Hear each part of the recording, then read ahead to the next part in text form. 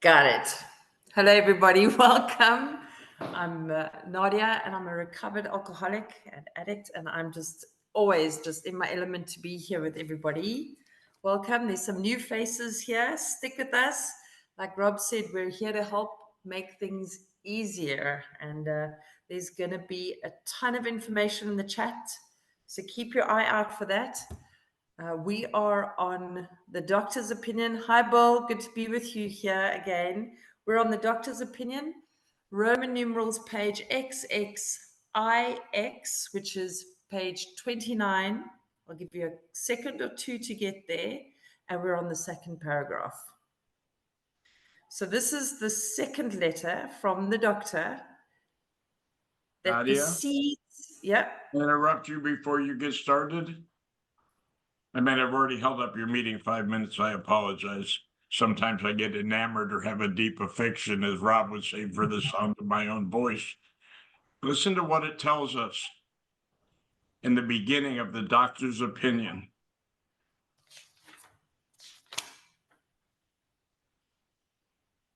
We believe.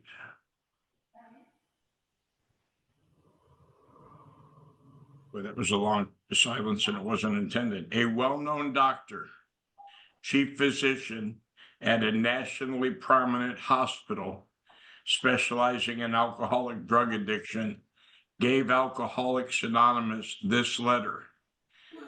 The starting is to whom it may concern. I don't believe the letter was initially written for Alcoholics Anonymous. I could be wrong. I believe what he's describing is the disease of alcoholism to anyone who's interested in his opinion of what it is.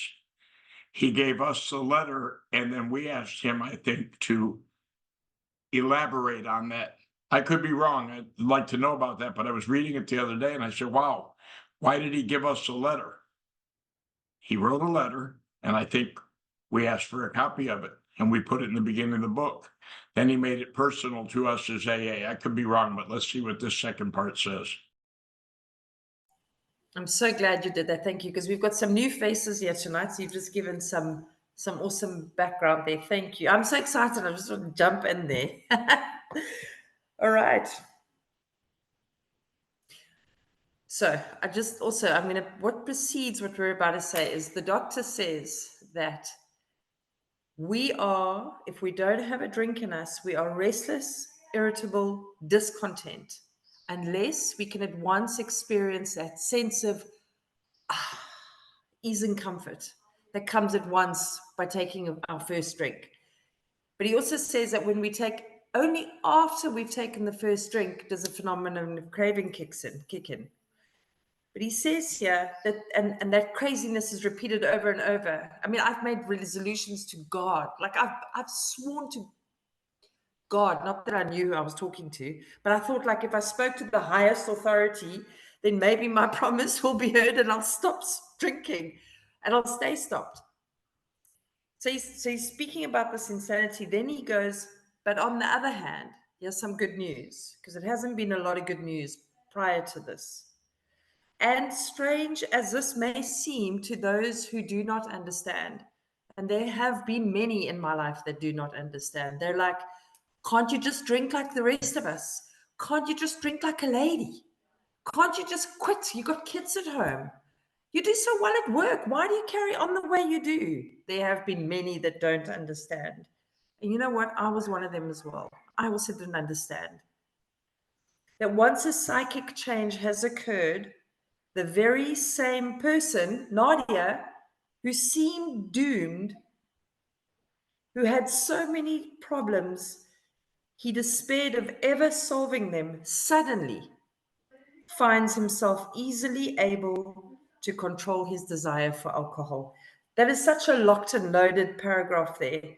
And I'll just finish off. The only effort necessary, here's the deal, because there's always something we've got to do here. This is the condition. Being is that required to follow a few simple rules. What's that? The 12 steps contained in this book. The clear-cut directions. It says on page 29, I always like to flesh it out a little bit. On page 29, For those that don't have a book in front of them, it's fine. I'm going to read this to you. The second paragraph, it says, further on, clear-cut directions are given showing how we have recovered. So all we got to do is we got to do these 12 steps, and then there's a psychic change, and all of a sudden we're able to control our desire for drinking. That's a massive promise. Massive promise. And that word suddenly, that explains a spiritual experience. That is like it's like a light bulb moment. I know we've got the spiritual awakening, which is exactly as the word explains. It's a continuous process. This awakening from a slumber position into stirring, waking up, rubbing our eyes, this spiritual awakening. It takes time, but those spiritual experiences, and I've had, and I'm sure I'm sitting here with a lot of people who've had a few of those. It's a sudden moment. It's a sudden, scales are dropped. The aha, the light goes on a little bit more. The path opens up a bit more in front of me. I get to see a little bit more truth.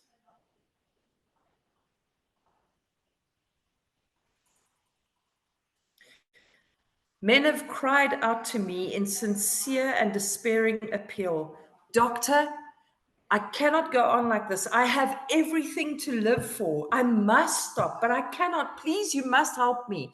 Or let's switch this up a little bit, because there's some people in here that are sponsoring. Spons, I have to stop. I can't do this anymore. I mean, I've got kids, they've been taken away from me. The wife wants to, please, I got to stop. It's got to, for those that have and are doing the 12-step work, there is nothing more painful than watching a newcomer with that kind of desperation sitting in front of you going, please, please make this stop. And I sit there smiling at them because I'm like, and then they look at me like I'm some crazy weirdo because I know I got a solution, man. And you just got to take my hand. You just got to take my hand because I'm going to bend over backwards for you. Anyway, I don't want to go off on too much of a tangent about how much I love 12-step work. But have you got anything to say there? You're good. Faced with this problem, if a doctor is honest with himself, he must sometimes feel his own inadequacy. Why? Because we're beyond human aid. We're beyond science. We're beyond DNA remodeling. We're beyond all of that stuff. We're beyond, there's many of you, I'm sure, who've tried lengthy treatments, implants, psychiatric medicine. We are beyond science. Well, as it stands now, I don't know, with the way things are going, something might change. But I know that there ain't no science out there that can save this alcoholic.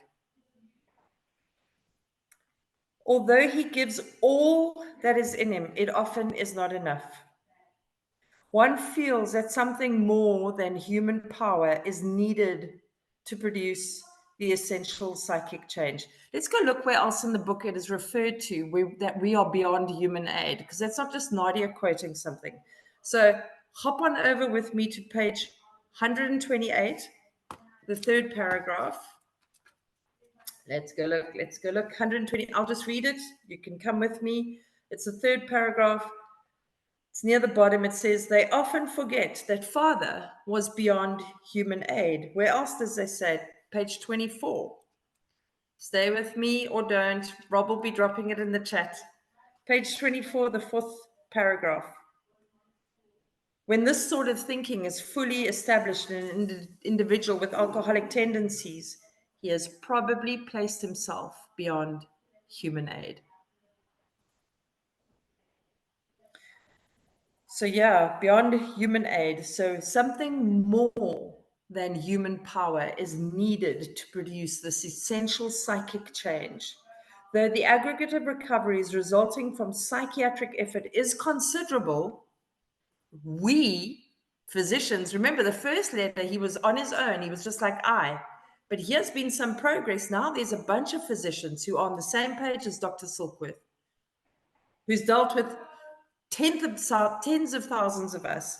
Now there's a we physicians must admit we have made little impression upon the problem as a whole. You know, in 1956, the American Medical Association declared alcoholism a disease. Only in 1956 was it declared a disease. Many types do not respond to the They ordinary probably couldn't psychological. declare it was a disease till they identified a remedy. And what I mean by that is it's been recorded in history for 4,000 years. I'm quoting Clancy, so if I'm wrong, when we go to heaven or hell or wherever he's at, we'll tell him about it for putting me out there and embarrassing me. But okay, but for 4,000 years, people have been seeking a solution to this debilitating illness. And maybe I don't know what deems it that someone that the AMA or any other MA gets to determine that it's an illness, other than they determined that it had a progressive, chronic, and fatal ending. It was going to progress. It was a condition that would occur over a long period of time if you didn't die first, and you'd eventually die from it.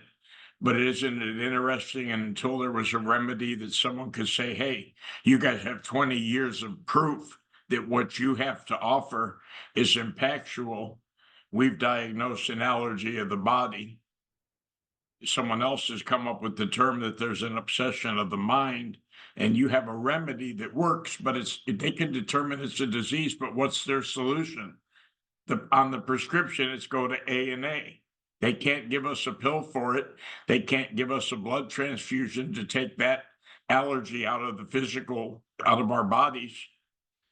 So they've identified that the reason it's a disease is because it meets the symptoms. And if you have the allergy, without failure, you have the medical or physical condition or physical aspect of alcoholism. And here's what we know for sure. Over any considerable period of time, you will get worse, never better. It's not something that tailors off, maybe much like diabetes or Parkinson's or anything that's progressive in nature, that you don't get the diagnosis and then it stops because now you know what you have. You know what you have, and you better do something about it, because it's going to get worse whether you're ingesting alcohol or not. Which is what me and Rob were talking about before the meeting started, the examples that they give of people who attempted to get sober and then later on drank again. And we have plenty of other examples in our own fellowship.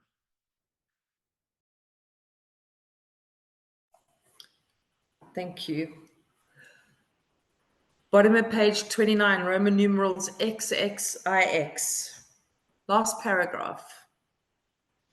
I do not hold with those who believe that alcoholism is entirely a problem of mental control, because now we've established that it's also a bodily issue. It's like Bill said, it's the obsession of the mind and the allergy of the body. I have had many men who had, for example, worked a period of months on some problem or business deal which was to be settled on a certain date, favorably to them. They took a drink. One. The craving kicks in after the drink, not before. The allergy kicks in after the drink. This is very important. This is repeated many times in this one chapter, because this for the newcomer is vital. It is after that drink that there's no more say of how many we're going to be taking. Also prior to the date. And then the phenomenon of craving at once became paramount to all other interests, so that the important appointment was not met. These men were not drinking to escape triggers, childhood trauma, a bad day, the wife's pissing him off, the kids' bicycles are lying on the lawn. They're not drinking to escape. They were drinking to overcome a craving beyond their mental control. And I stop here. And this is what I have the newcomer or the sponsee or, the prospect that I'm working with. I have them write. And for me, it's a lovely reminder. I saw it now as well. To write them many times that I had a sincere desire to be somewhere, that I had a commitment that I wanted to be at. I was looking forward to it. It was amazing. I couldn't wait. I worked for a training company, and we would take people through the year. We would take them through a course. They would get a certification. At the end of the year, we'd have a graduation, and it was an amazing celebration, because for a year you'd been working shoulder to shoulder with these youngsters, and that end of the year celebration, to hand that certificate to them, it was a big deal, right? It was a big accomplishment, and it was a big deal for them. Do you know that I worked for that company for 7 years almost, and every year they begged me. They would like make me work till late, and I would just have one drink just before, just to take the edge off, just so that I could be ahead of everybody else, because there'd be huge celebrations. And I would rock up near the end, or I would rock up at the back, smashing chairs all over the place, or I would sit sobbing loudly in the front. Every year, religiously for 7 years, those people had such patience with me, And I asked my sponsee, I said, come on, write a few of those where you had a sincere desire to be somewhere else, or to go, you're on your way to somewhere else and it just doesn't happen because you were going to have one drink. And you were going to just have one drink to take the edge off, to make you super cool, to make you just like relax for the evening, right?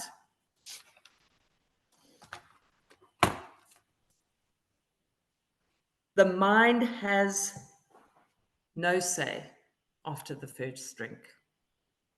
As powerful as that mind of ours is to get us to the first drink, once we've had the first drink, it has no say no more. It gets hijacked by that phenomenon of craving. You can't stop with the mind once you start with the body. Thank you. There are many situations which arise out of the phenomenon of craving, which cause men. Okay, we're going to just back it up and slow it up here. There are many situations which arise out of the phenomenon of craving, which cause men to make the supreme sacrifice rather than continue to fight. So last week when we were all together, the last time, it was 2 days prior, we'd lost someone in our home group who had made the supreme sacrifice. And I remember his suicide, taking your own life, just rather that than actually looking for a solution. And Bill, it's the first time for me coming back in. I'm still early days. I've already got a couple of 24 hours behind me. And that was the first time that I'd worked so closely with someone, coffee, with his family, with his daughter, with his mom and dad. They'd lost their son 3 months ago. And we'd have these moments, where the lights would go on and I'd be like, okay, he's got this. 3 years with this man. And the last time I saw him, I could see that he was golden yellow, and he was that swollen golden, and the smell. And I said to him, you're not going to make it if you just, and he said to me, I don't want to make it. He said, I can't do this anymore. Yeah. And it was a couple of days Most alcoholics that make this supreme sacrifice, and I haven't interviewed them, obviously, so this is going to be my opinion, probably commit suicide sober. In other words, they're not in the middle of a drunk. The continue to fight is to try to stay sober again. And I've heard from many people that I've heard in the meeting, so that's firsthand awareness of what they say. As my one buddy said, he would tell his wife, I'm going out hunting. And he said, many days I walk out there and he planned on putting the shotgun in my mouth, and then some delusional story that he's been wrong all of his life and some rich relative was going to probably leave money and then he wouldn't get to spend it. But he said, I never wanted to end my life when I had alcohol in me. It was from a state of abstinence, or what we call sobriety, using the word loosely. So most alcoholics, if you're medicating the illness, the desire to take your life's not there. but sober, with the experience that the obsession's coming on you again. And once you drink, you're going to pass through the well-known stages of a spree, and not wanting to pay that price anymore will cause us to take our lives. I mean, I'm hopeless, I'm powerless, I'm defeated. Because you don't know there's a solution. And another place that it speaks about in the big book is on page 152. That first paragraph, the last part. He cannot picture life without alcohol. Someday he'll be able to manage life either with alcohol or without it. Then he will know loneliness such as few do. And I think I'm sitting in a room full of people who understand loneliness like that. He will be at the jumping off place. He will wish for the end.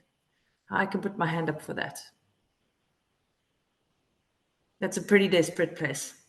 And isn't that interesting? You can attest to that morbid thinking, yet you were astounded when you worked with someone side by side and they ended up in the same mindset that you did and made and acted on the wishful thinking.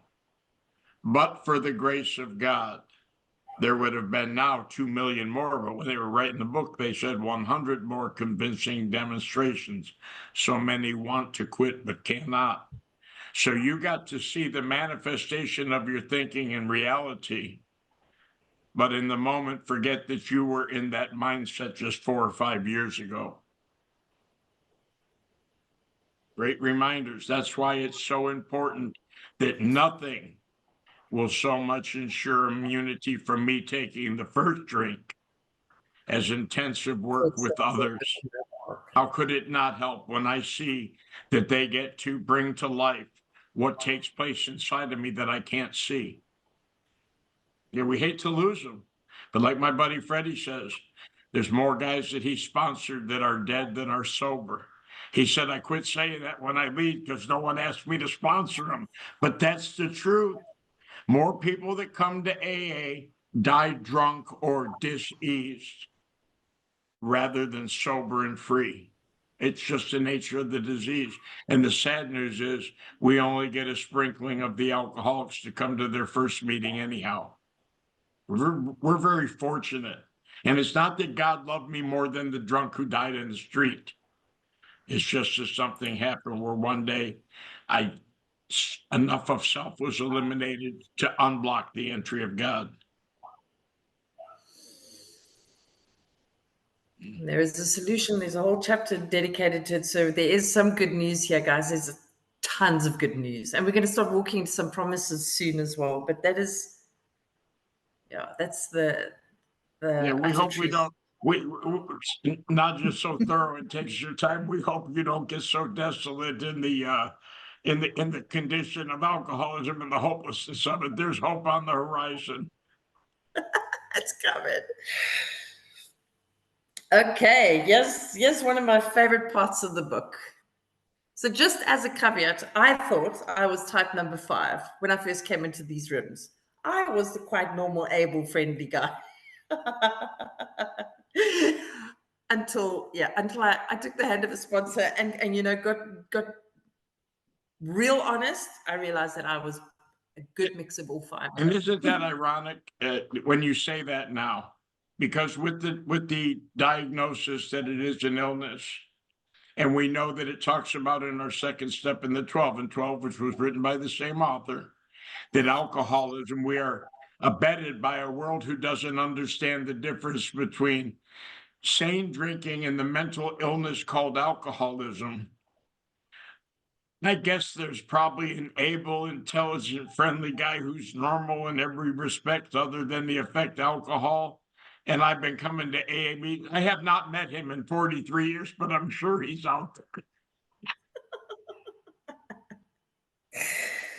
The classification of alcoholics seems most difficult and in much detail is outside the scope of this book.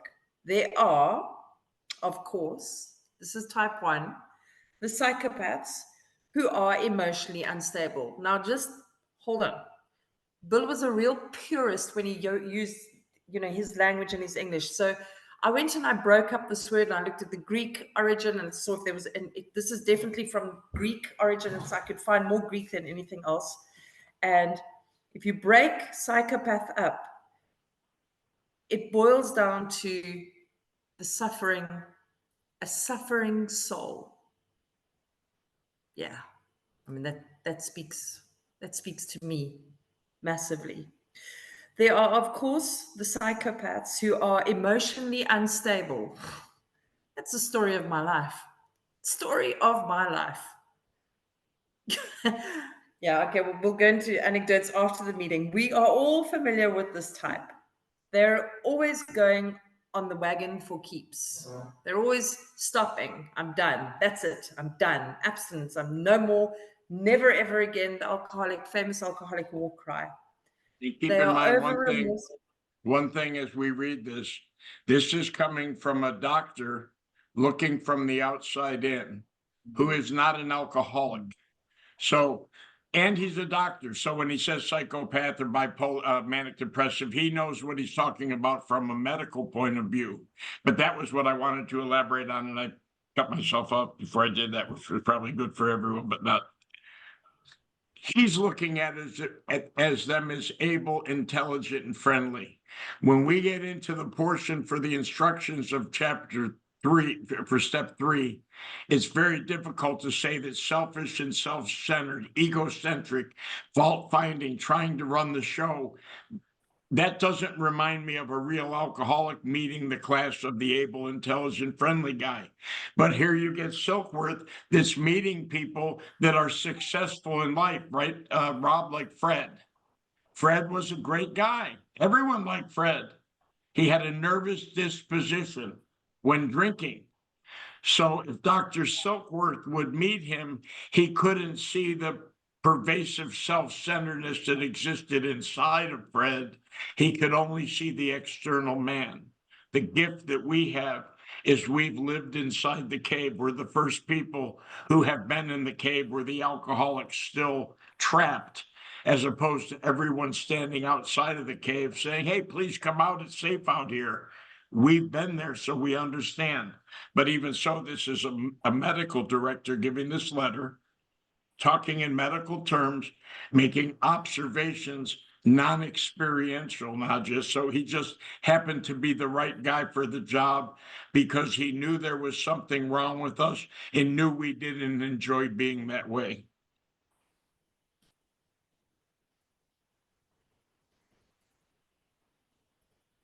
They are over remorseful and make many resolutions, but never a decision. Then there is, and turn these into questions. Turn these into questions for yourself and for this newcomer in front of you. Is this your experience? Have you been over remorseful?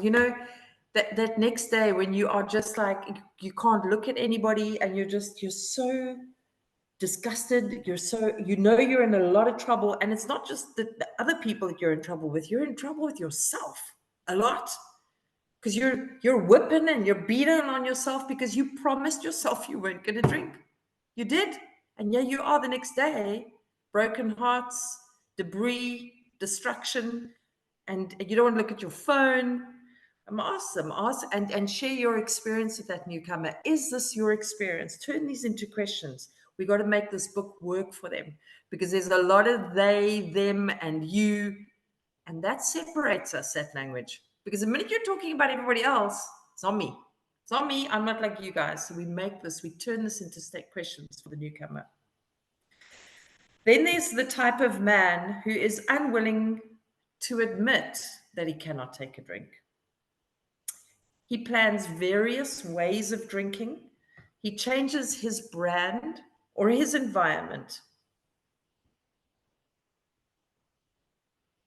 Yeah, that was definitely one of my strategies. That's what the page More About Alcoholism gives us an example of all the things that we've done to try and drink, to be unwilling to admit we cannot drink, switching on the job, off the job, taking a trip, right? taking a trip, not taking a trip, more exercise, less exercise, all the things we've done, moving to different continents, getting married, getting divorced, because it's their fault. To It's not taking me. that to heart, Nadia, because now I don't exercise at all. I don't want to take a chance.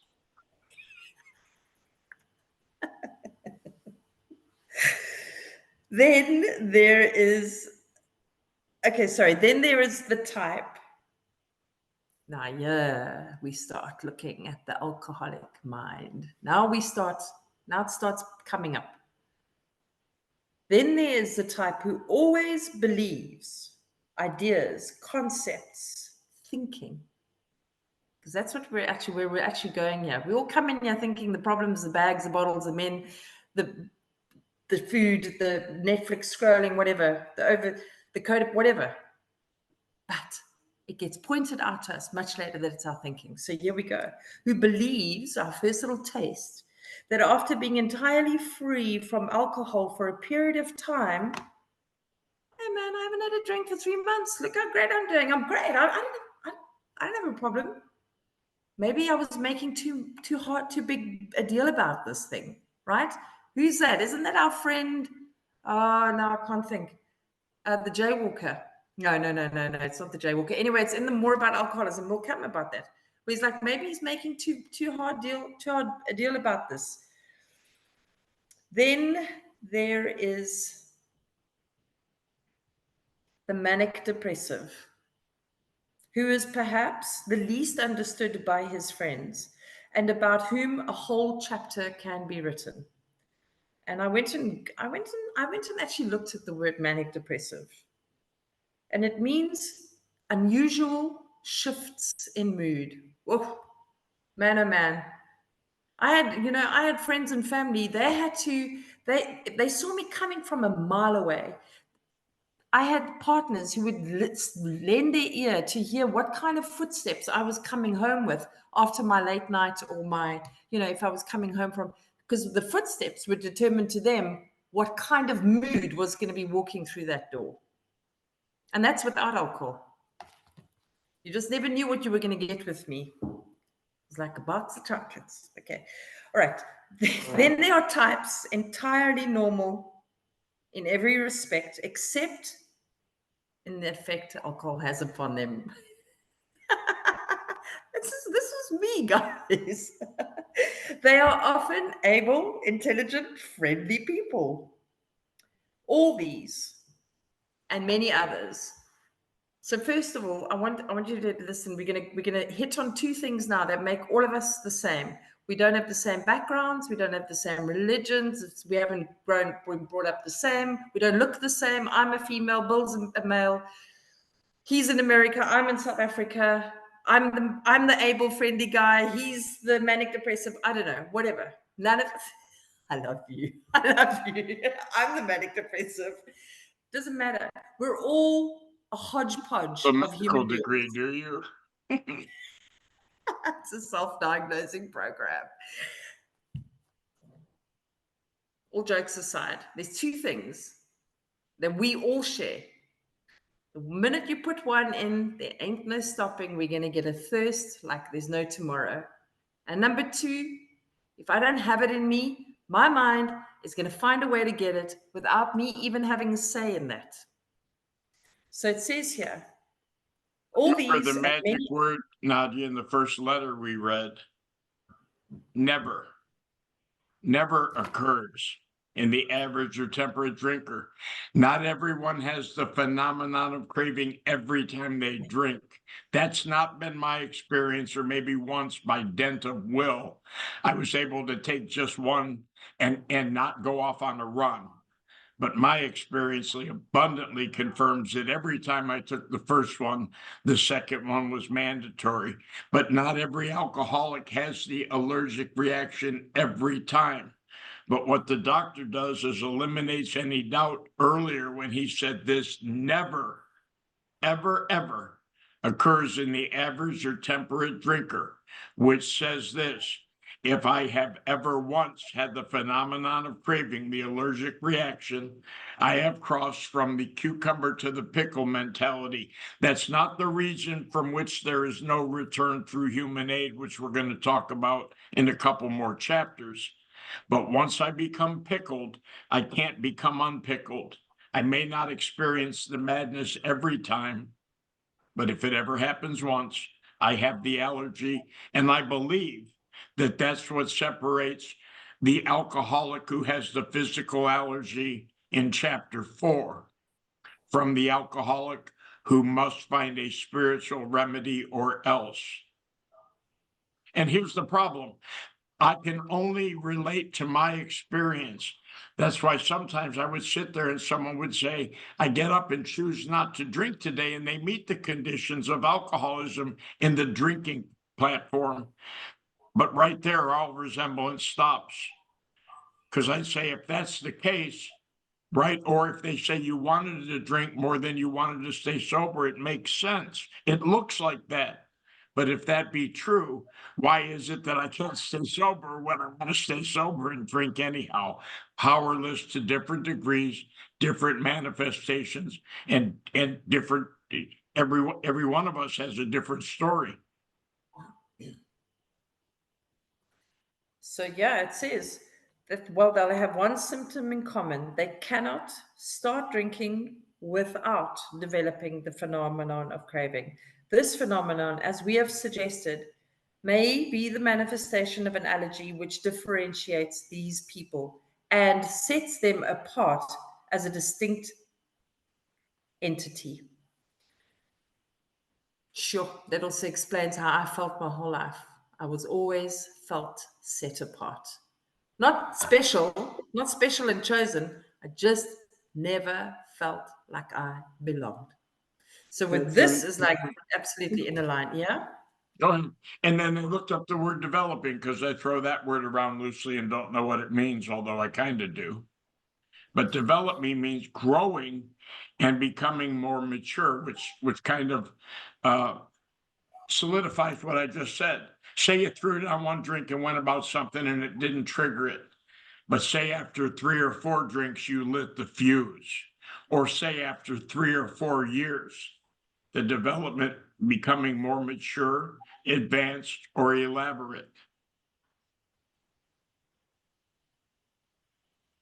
So they're developing, right? It says developed. It used that word without developing the allergy. So it might not come just by taking one drink. For most of us, by the time we get to Alcoholics Anonymous or are willing to do something about our problem, the book says we had to be pretty badly mangled.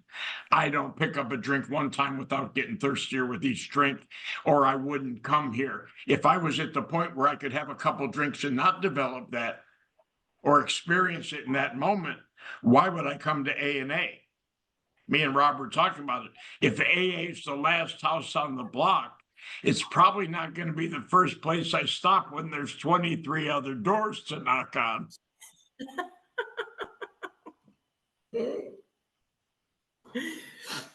Thank God for AA. It has never been, by any treatment with which we are familiar, permanently eradicated. The only relief we have is to suggest entire abstinence. This immediately precipitates us into a seething cauldron of debate. Much has been written pro and con, but among physicians, the general opinion seems to be that most chronic alcoholics are doomed. These doctors knew that the obsession of the mind that we possess is far too powerful for any medical treatment that there was.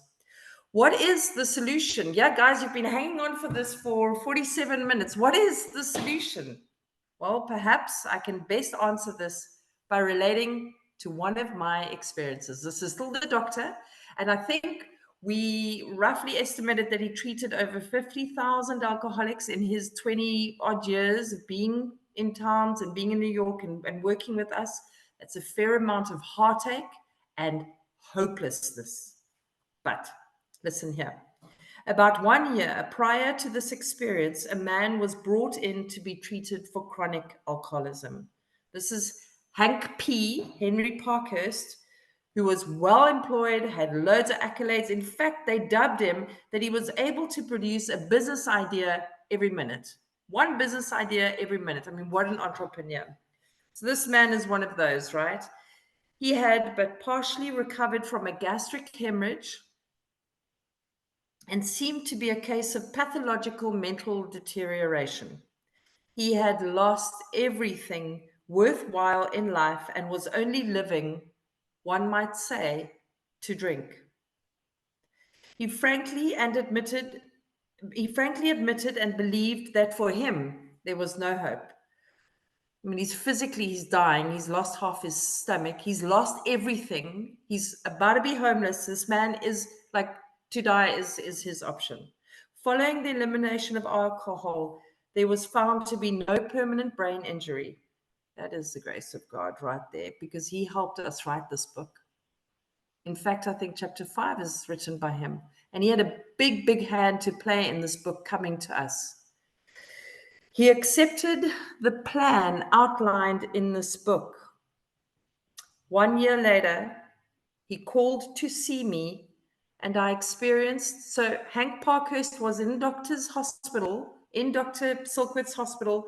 Dr. Silkworth saw with his own eyes that this man was but a shadow of himself. He was suicidal and he was busy dying. Okay, the odds are highly stacked up against this man. He finds, so Bill had come to visit the hospital because Bill had already had an experience and he was passing this message on. He'd come to the hospital. He's telling them about what he had experienced. This man has an experience. He leaves and the doctor carries on. He carries on with all his patients and life carries on as it is. And a year later, Hank Parkhurst walks into his hospital and he says, I experienced a very strange sensation. I knew the man by name, and I partly recognized his features, but there all resemblance ended. From a trembling, despairing, nervous wreck had emerged a man brimming over with self-reliance and contentment. I talked with him for some time, but was not able to bring myself to feel that I had known him before. An entire psychic change. And not only that, one of the promises in the book, we'll get there much later, is when the spiritual malady is overcome, we straighten out mentally and physically. Mentally there's a change and physically there's a change. And this is evidence here of the promise coming true. I talked with him for some time. To me, he was a stranger, and so he left me. A long time has passed with no return to alcohol. This makes me think of Ebby visiting Bill. Bill looking at him, and he knows it's Ebby, but the whole time he's looking at him and he's like, he doesn't believe in the whole God nonsense. And he does because he's having an experience and he remembers the church. But here's Ebby and he's like, Ebby is the evidence that this thing works, because Ebby is not gray and sallow and shoulders hunched and looking like he's chewing his. Ebby is bright and shiny and he's just, when I came back into these rooms, we were all living on Zoom. It was lockdown. And when I came into these rooms in 2014, I came in with a very, very dear friend, and we are still together. We're working shoulder to shoulder in this program here, not far from me.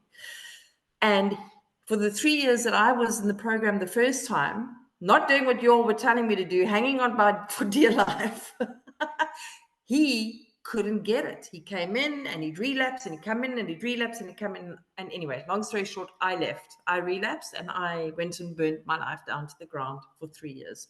Came back in on Zoom, and we're at a meeting, and I hear a lot of my friends saying, oh, it's him, he's awesome, you got to hear him talk. And I'm like, oh, okay, who's this? And I'm standing by the sliding door. I can't see anything, but I hear this voice.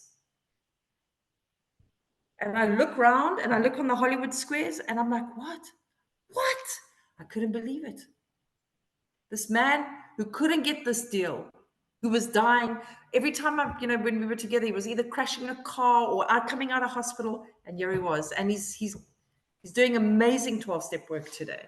Anyway, yeah, that's what we get to witness when we when we do this work with newcomers. before you read that line, what is a solution? It stopped me when it says this immediately precipitates us into a seething cauldron of debate.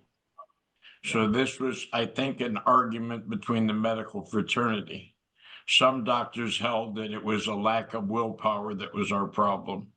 Dr. Silkworth was stepping out and saying, I think it's something deeper than that. I think willpower has nothing to do with this. These people are starting to drink because they have something that disallows the defense against the first drink. And once they take a drink, they get thirstier with each drink. He was the one who came up with the medical suggestion that we had an allergy to alcohol. That didn't look like the allergy that you had to strawberries or poison ivy because you didn't go near the stuff. We find out we have an allergy, we're relieved and we jump in it. But I believe that he asked that his name not be added to the first letter, and it didn't come out to the second or third edition. I don't remember which one. Maybe after he died, I think is what it was. Right, Rob gave me the thumbs up. I got something right today. But that he because he was taking a risk with the own community, and Carl Jung was trying to produce the change in Roland Hazard, that he had been successful with some people who met the symptoms of alcoholism, but he had never been successful with a case as progressed as Roland had exhibited. You have the mind of a chronic alcoholic. I have never been successful with one case. Now, he wasn't successful, but imagine the humility, Nadia, when Roland said to him, there's got to be some exceptions. He said, oh, yeah, there are. Not at my hands, but occasionally, here and there, once in a while.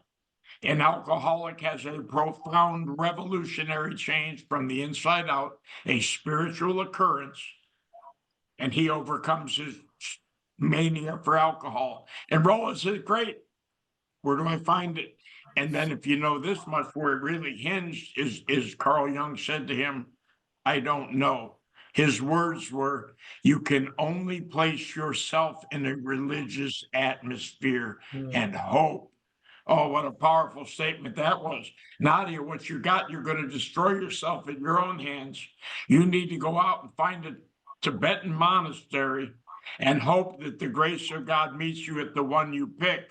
Those are slim pickings, lady. But he ended up with the Oxford group as God's writing his story.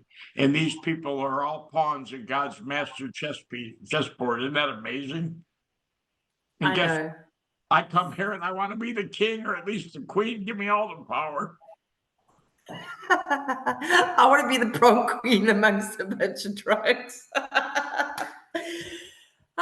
Again, just absolute proof. I'm going to say it. I'm going to say it because I'm a God lover and I just flippin', he loves it, she, whatever it is, whatever you call it, loves us so much. But there were it was a lot of tricky work getting this book to us. A lot of tricky work. It wasn't as simple. It never is, right?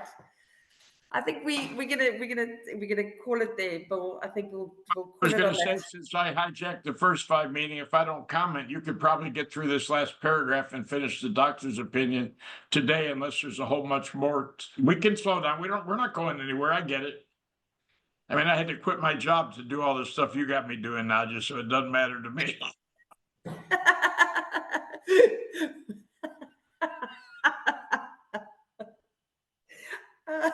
All right, Steve, I think we're done. Thanks, guys. It was awesome. It was great. It's Q&A now, so now you get to talk and we get to shut up.